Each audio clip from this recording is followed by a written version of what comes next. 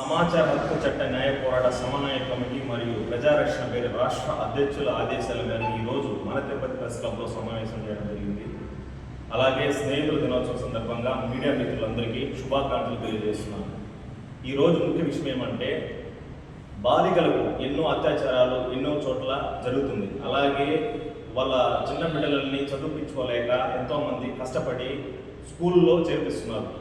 అది గవర్నమెంట్ స్కూల్లో హాస్టల్ ఉన్న స్కూల్లో చదివించి వాళ్ళు విద్యావంతులు అవ్వాలనేసి ఎంతోమంది తల్లిదండ్రులు కోరుకుంటున్నారు. అదేవిధంగా భర్తలు విడిపోయిన వాళ్ళు కొంతమంది, లేదా భార్య భర్తలు కావచ్చు, ఇలా ఎంతోమంది వాళ్ళ బిడ్డలు బాగా చదివి మనలాగా కాకుండా వాళ్ళు మంచి స్థాయికి పోవాలని ఆ బాలికల్ని కొన్ని హాస్టల్లో చేయడం జరుగుతున్నారు.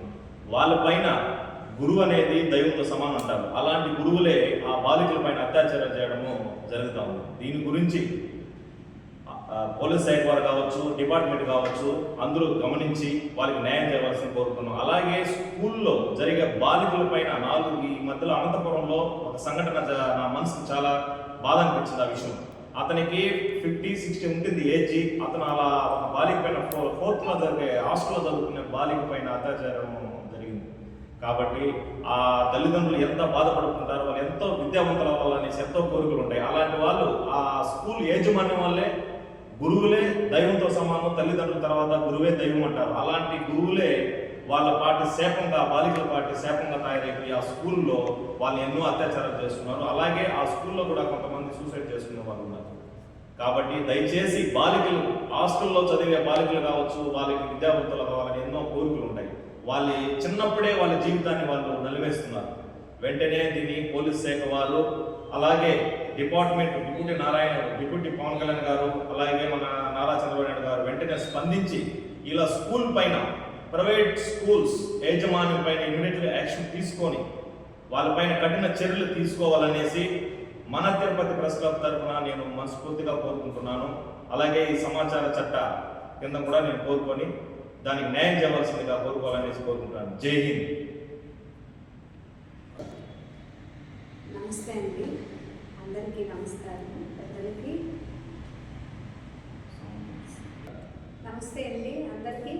ఈరోజు జరుగుతున్న అత్యాచారాలు చాలా అన్యాయాలు జరుగుతూ ఉన్నాయి. ఇంకా కూడా నేను గవర్నమెంట్ మారితే ఏదైనా తగ్గుతుంది, ఆడవాళ్ళకి రక్షణ కలుగుతుంది అనుకుంటున్నాము. ఇంకా మాకు రక్షణ అయితే కలగలేదు.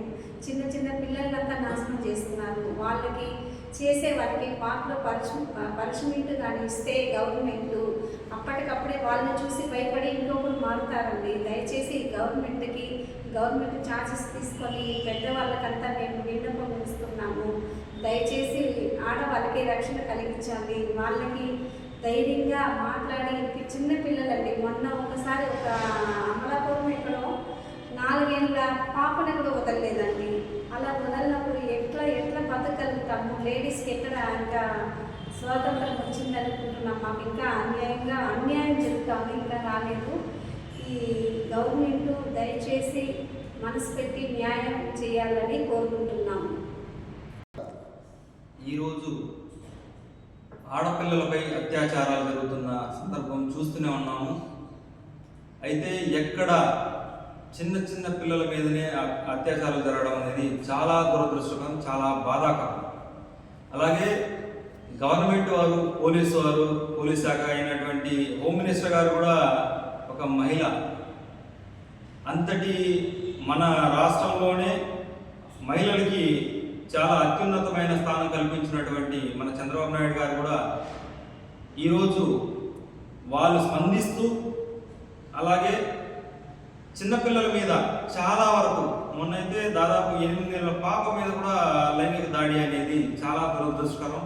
అలాగే దళితుల్ని చంపడం కానివ్వండి, ట్రాక్టర్తో బుద్ధి చంపడం కానివ్వండి, ఈరోజు జరుగుతున్నటువంటి ఈ అరాచకాలు అన్నీ అరికట్టడానికి హోమ్ డిపార్ట్మెంట్, మన మహిళ అయినటువంటి హోమ్ మినిస్టర్ గారు కూడా ఈ విషయం మీద చర్చించి, అలాగే డిప్యూటీ సీఎం గారు పవన్ కళ్యాణ్ గారు, నారా లోకేష్ గారు, చంద్రబాబు నాయుడు గారు, ప్రతి ఒక్కరూ ఎక్కడ జరుగుతున్న ఈ ఆడవాళ్ళ మీద అరాచకాలే కాకుండా చిన్నపిల్లల మీద లైంగిక దాడిని తీవ్రంగా మన సమాచార హక్కు చట్ట న్యాయ పోరాట సమన్వయ కమిటీ మరియు ప్రజారక్షణ వేదిక తరఫున కూడా మేము తీవ్రంగా ఖండిస్తున్నాము. వీళ్ళ మీద ఎక్కడికక్కడ ఛార్జ్ షీట్లు వేసి ఎఫ్ఐఆర్లు కట్టి వారిని కోర్టుల చుట్టూ తిప్పడం ఇదంతా వేస్ట్ అయిన పని. ఎందుకంటే ఎఫ్ఐఆర్ చేశారా ఆన్ ది స్పాట్ వాళ్ళకి ఏదో ఒక శిక్ష అప్పటికప్పుడు పడిపోయేలాగా వాళ్ళు మరి జీవితంలో వాళ్ళని ఉదాహరణగా తీసుకుని మరి పక్కన వాళ్ళు భయపడేలాగా మరి ఇటువంటి కార్యక్రమాలు ఎవరైనా చేస్తే మరి ఏ పరిస్థితి ఏ టైంలో ఎక్కడ జరుగుతుందో తెలియదు అన్న శిక్షల్ని మన రాష్ట్రంలోనే కాకుండా మన దేశంలో కూడా ఎక్కడా జరగకుండా చూస్తారని చెప్పేసి కూడా మన గవర్నమెంట్ వారికి తెలియజేస్తున్నాం.